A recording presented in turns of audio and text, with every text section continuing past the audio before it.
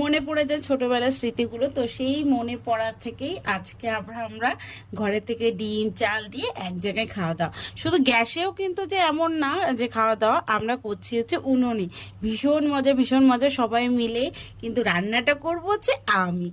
সবাই কিন্তু সব করে দিয়েছে, পেঁয়াজ টিয়াজ কাটা থেকে মশলা রেডি করা থেকে আলু কেটে দেওয়ার থেকে কাঠ জোগাড় করে দেওয়া এবং ধরিয়েও দেওয়া, আগুনটাও ধরিয়ে দিয়েছে কিন্তু তারাই। জাস্ট আমি খুন্তিটা নেড়েছি বসে বসে, বেশ ভালো লাগে আমার। আর আগে তো কোনোদিনই করিনি, তো এখন করতে গেলে আরও বেশি ভালো লাগে। যতটা পেরেছি তোমাদের সাথে রান্নার ভিডিওটা শেয়ার করছি।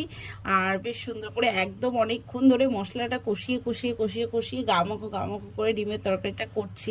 আর মনে পড়ছে সেই ছোটোবেলায় মা, আমরা তখন ছোট ছোট মায়েরা আমাদেরকে নিয়ে এই পিকনিকগুলো করতো, বেশ ভালো লাগতো। আর এখন সব বাচ্চাদেরকে নিয়ে আমরা এই পিকনিকগুলো করি, সেটাও ভালো লাগে যে বাচ্চাদেরও আনন্দ হয়, আমরা এই আনন্দটা দিতে পারি বলে। তো যদি ভালো লাগে একটা লাইক করে দিও।